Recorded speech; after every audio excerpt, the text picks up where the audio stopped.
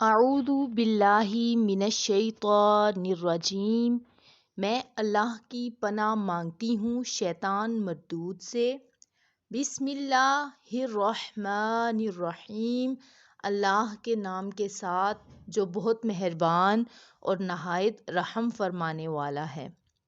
اللہم اہدنی فیہ لصالح الاعمال واقضِ لی فیہ الحوائج والآمال یا من لا یحتاج الی التفسیر والسؤال یا عالما بما فی صدور العالمین۔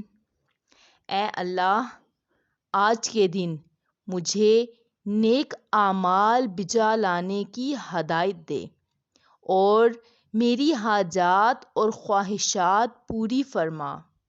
اے وہ جو سوال کرنے اور ان کی تشریح کا محتاج نہیں، اے ان باتوں کے جاننے والے جو اہل علم کے سینوں میں ہیں۔